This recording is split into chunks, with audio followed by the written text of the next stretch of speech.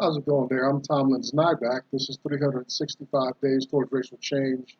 Appreciate you coming back again, day 337. FYI, I'm pretty sure that day 199 will be up. I had to redo it. Google got uptight about something. I'm not going to go in a big story. I got a lot of other stuff to get to. But go back if you've been with us and watching all of these episodes, go back to day 199, and that should be just some good stuff, just some musing, riffing on some brainstorm, free flowing stuff. Today we got something totally different for you. We're here talking about being black in America. I was just watching. I watch a lot of crime shows and stuff, and it's disproportionately black men perpetrating this stuff. You know, um, it's very sad to see just so many people caught up, well, with no sense of what they're doing. The system is jaded, slighted. You know, that it definitely supports a community. It's not nothing. As this project is beginning to wind down, we're in the home stretch. The nation just has not changed, and too many black folk are just out there, not understanding their environment, the pressures arrayed against them.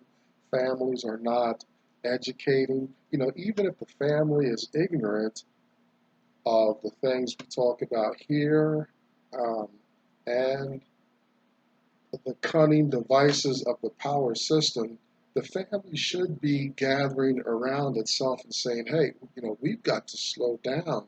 We've got to bring this thing in. We've got to be closer together. Here's my experience in the world as a black person. Learn from this so you don't make the same mistakes. But all I see is people just regurgitating or living right within the framework that's dictated by the power group, right? The power group controls incarceration, the judicial system, uh, law enforcement, right? And let's say you've taken a criminal light route. I say criminal light. That's the route I took, where um, I bought plenty of drugs. I was never a dealer. Monkey can't sell bananas. But I've been in and out of rehab and stuff. And so if you're going to do criminal light, that's you go in and out of rehabs and missions and things like that. That's been my experience. Just it's criminal light because relatively not caught doing this stuff. Um, the and the problem is, like, I don't see anybody stepping up with a voice.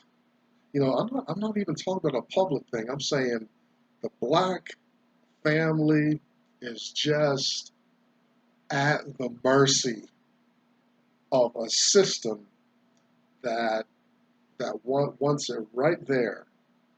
Wants it breeding, keep breeding criminals. So our judicial system uh, stays robust and active and all that. And today's talk may reflect on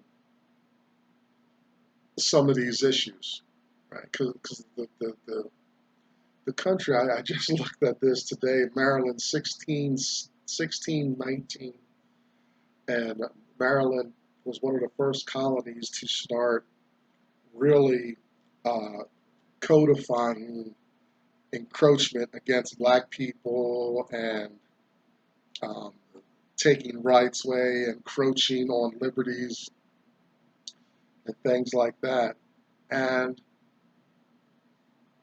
this nation has not moved far away from its um, its attitude, its application, the way it directs its energy at Black life in America. That's one reason this project is so important, and all the men and women who are um, who are articulating. At least there's, along with the times, there are men and women who write books consistently, who reflect and can keep this message alive. Because both sides are not budging from their stubbornness, right? It would be so nice if Black people stopped supplying the white system with all this fodder, this cannon fodder for incarceration and adopting this nation's dysfunctional ways and being um, we're still bearing the the grunt work, the heavy lifting in this nation, while whites and other groups, oh, they just get along so well in America. Oh, yeah, I can rant against white folks, but black people are willingly participating in this. When I go to a drug corner in the past, I'm willingly participating. I'm willingly offering myself up to be um, incarcerated, abused, manipulated by a power structure in America that wants me there, you know, in the system, manipulated, controlled, right? And all kinds of agencies profit. Law enforcement people get paid decent wage. There's a high risk, for the frontline people, police officers. But you think about judges and clerks um, and all the prosecutors and all these agencies that, man, that they just sit back and the prophet just walks in the door it's the dream job once you can get qualified, certified, and all that, because the streets just never run out of people volunteering to be manipulated by the power group. That's an amazing phenomenon in the United States. Like we don't they don't have. It's not like they're sitting back. It's not like fire, right? Fire is a different thing. That's more of an occasional thing. But crime, these guys are working around the clock, and um, the revenue is just walking in the door. I've been busted for drugs, and I was in a major city at the time this happened, and the the activity was so high that the court runs 24 hours. There used to be a show called Night Court. I used to watch that show, and that's a real thing in a big city. It's like, yeah, I think I got arraigned or summoned, whatever they call it. It was like 1 a.m. or something. And yeah, you go in and people are there, a judge and stuff on video monitors. Yeah, 24 hours a day. This is running. They just got to show up and money they get paid. And it's amazing that black folks in particular just keep volunteering to profit others in that way. I don't see it. I'm inspired to do this work by a man named Dr. Claude Anderson. He doesn't talk much about specifically about crime and the judicial system, although all of his stuff is applicable to those challenges. I've read 3 of his works. I encourage you to get these, read these to get you started in the conversation. There's so much, there's so many other men and women that do this much better than myself. A Black History Reader, 101 Questions You Never Thought to Ask. Black Labor, White Wealth, Search for Power and Economic Justice, and Dr. Anderson's National Plan to Empower Black America, Powernomics. You can find Dr. Anderson here on YouTube and Powernomics.com. Behind me, you see the hashtag #US2 symbol. You'll find um, Black women essentially having support and having their community and whatnot. Check out Black Enough, BLAGGENUF, for Black Facebook kind of experience. If you can't find your flavor, your voice here on the World Wide Web, do what I did. Start your own little video series and see where you can go from that. Maybe even monetize it in some way. That might be my next steps. If you got a business mind, entrepreneurial spirit, nice gentleman named Dr. Boyce Watkins at the Black Business School, theblackbusinesschool.com for your entrepreneurial needs. Mr. Tyrone Gregory, the self-employed tax guy, will get your mind oriented in that way. Very good guy. I've been on the phone with him. Speaking of money, if you want to know how money works in America, this is a great text right here. G. Edward Griffin's The Creature from Jekyll Island. Some very heavy stuff in there. Learn about the Federal Reserve. When you hear interest rates, national interest rates, and things like that, you want to understand what that really means. It's interesting what this nation has done. Understand the Federal Reserve, things like that. And I think tomorrow, our next episode, we'll talk about Uncle Tom's Cabin. We've been through the whole text, but as we wind down, I'm going to we'll just drop in on Tom and review some of that stuff. Today, we're going to go back in time a little bit. When I was growing up, Saturdays were so important, right? I didn't like Sundays because Mom drug us to church. What a drag. Saturdays were the best. And I grew up in a nice little house. We had a yard. We had a bunch of dogs. And we could run barefoot. I grew up on a dirt road. Yeah, back in the woods. I loved growing up. Disillusionment came when we moved out of there and stuff. A lot of the pressures, my family succumbed to some of the pressures that America can place on Black family. We had our own dysfunctions within, but at least I had a piece of childhood. Some kids don't even have that, so I get it. But Saturdays were good, and Saturdays we had a Schoolhouse Rock, and we learned about conjunctions, bills. I'm just a bill, right? But one of the other catchy tunes was the Preamble. We the people in order, right? You can find that here on YouTube. Look that up, Schoolhouse Rock Preamble, because that's what we're talking about today. Nice catchy tune, and that America for Black people. For white people, it moves right along.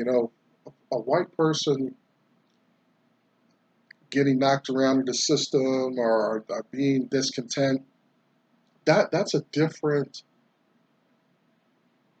that resonates differently for white folks versus Black folks.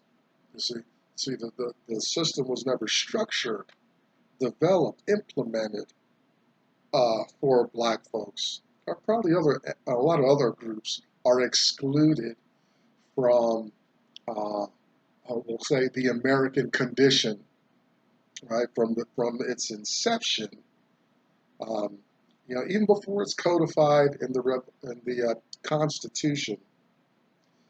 From the inception, it's for created by European whites, for European whites, supported and maintained by European whites. That group will always flourish, be in control of uh, of America, and there's some peripheral dominance around the world, and you get pushed back and some of those tensions that go on like that. I bring up the preamble today, and I want you to go look up that. It's just put in the search uh, bar up there, Schoolhouse Rock preamble, and you'll hear the tune. I grew up with the tune and stuff like that. And it's interesting. I watched that tune. I watched all those Schoolhouse Rocks, and the young mind, the system is so diabolical.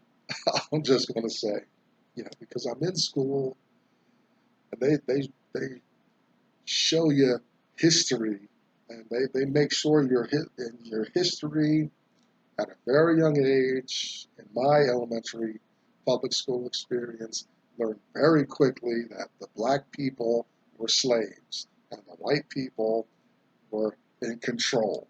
And I had no. They don't say like this is the way America is, right? They never say that. They never, but they just what they prepare me for this conditioning of white control, of black vulnerability in the land.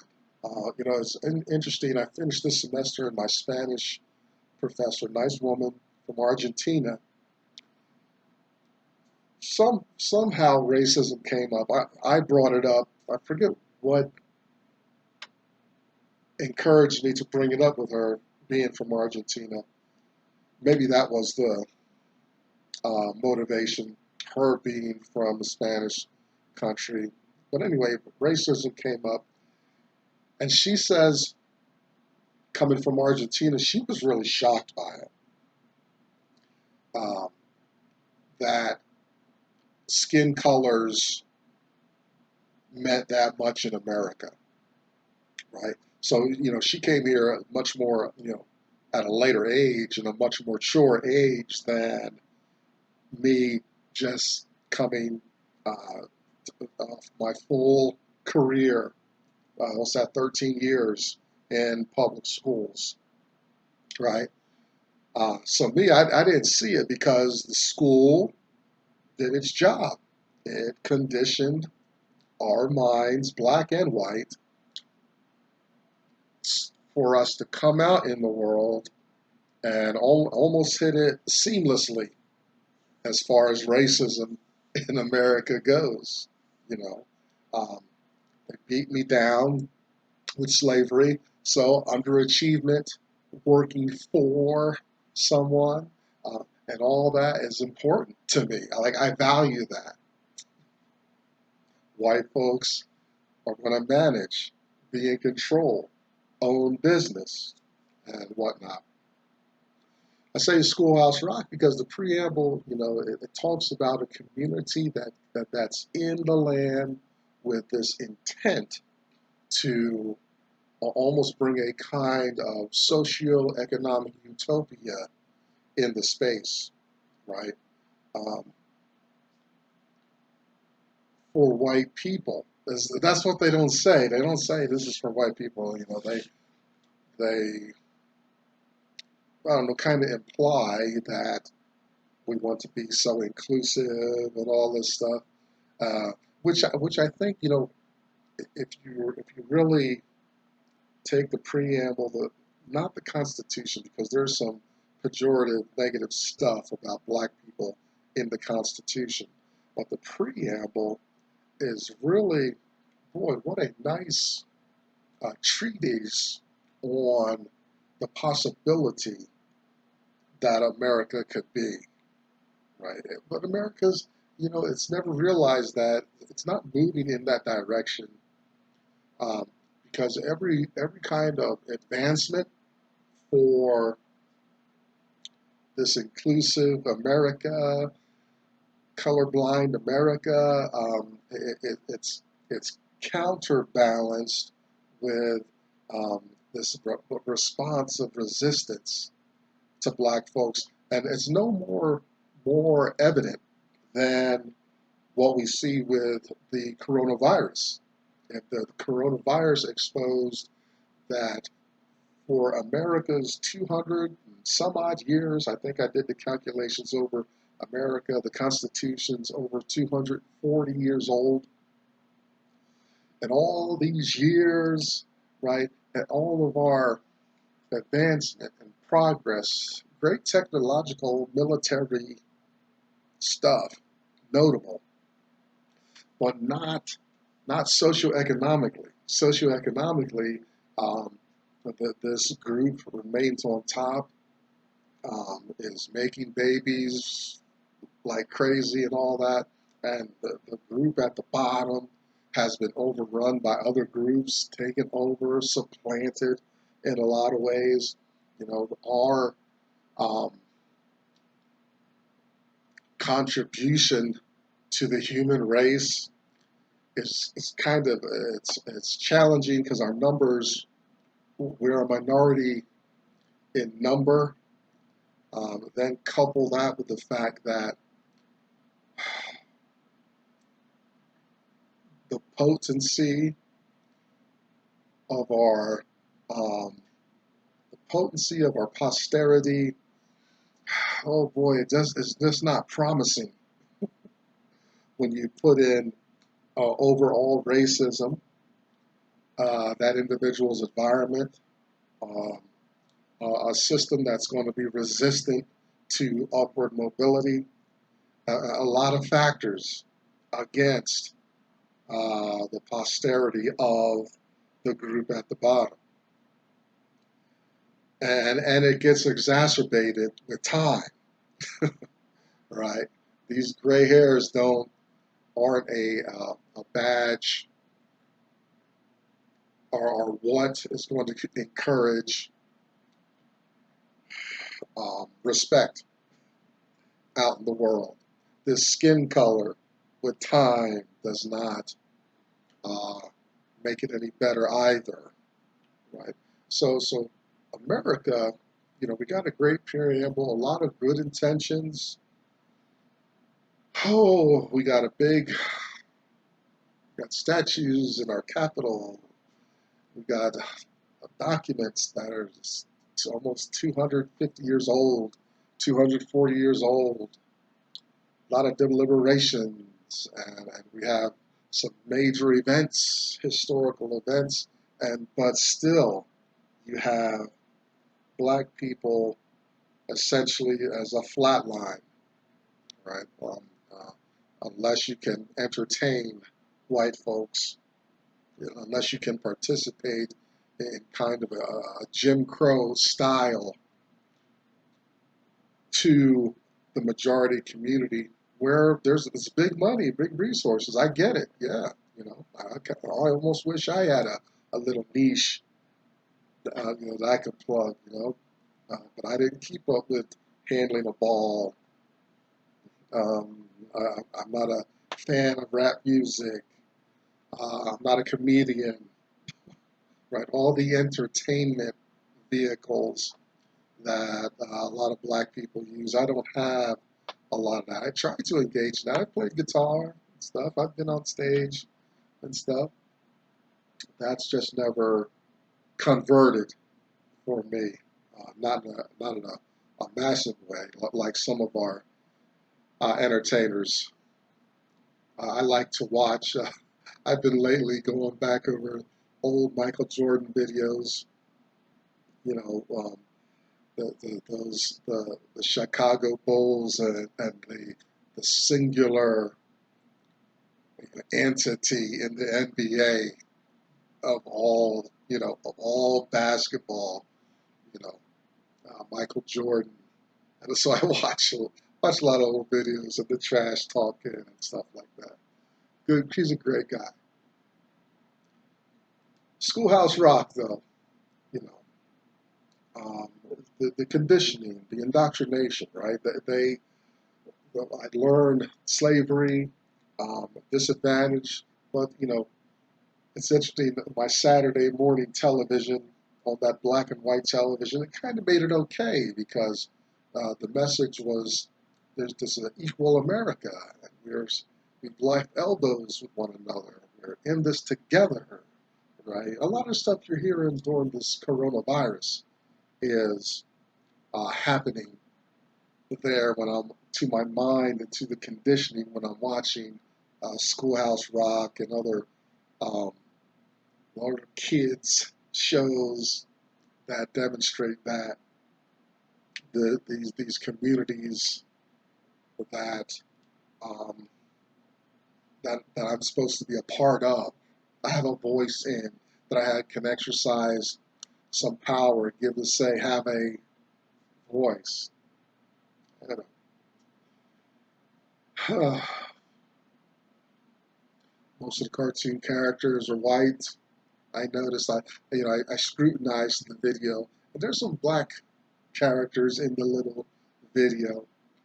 Um, but it's interesting that the video, it tries to put the time period on that, which is totally like, pay attention to what I'm about to say because in the video, the black people inserted. The video is about the time period of the creation of the Constitution. That time period, 1700s and all that.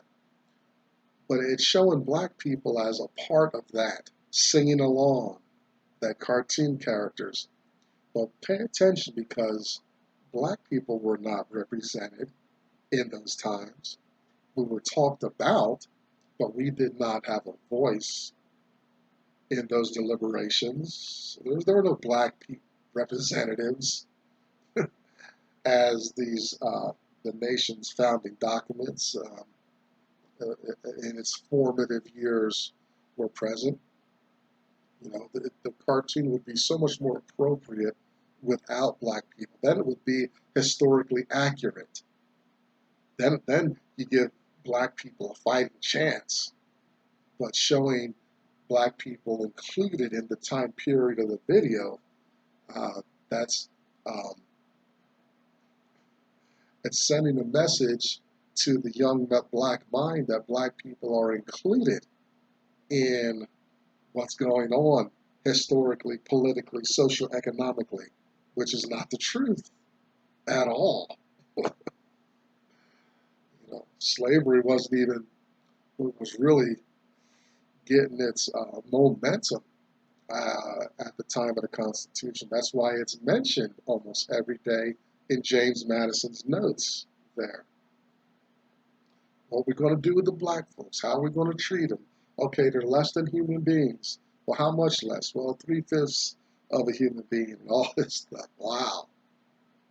I mean, you can't, it's hard to appreciate the impact of what they were sentencing black people to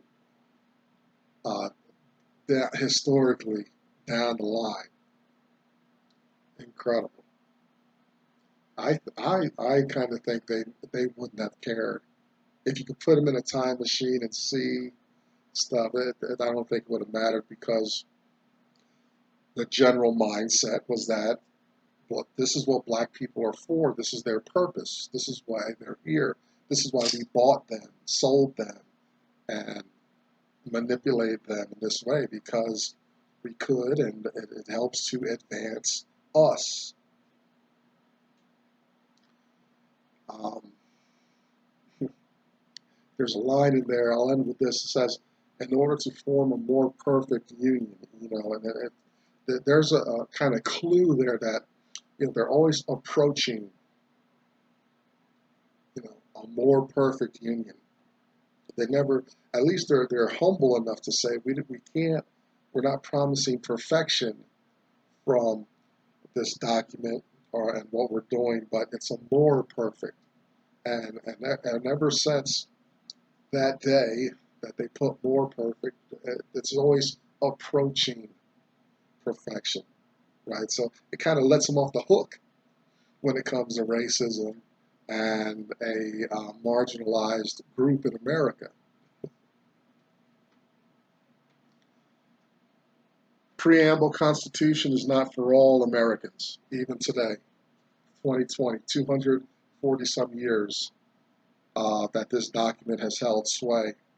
Great document, oldest on earth, oldest in history, but we've got to we got some challenges ahead, everybody. I'm Tomlin's Nyback. That's day 337 out of the way, 365 days towards racial change. You come and see us next time again. Oh, and check out video 199, please. Bye-bye.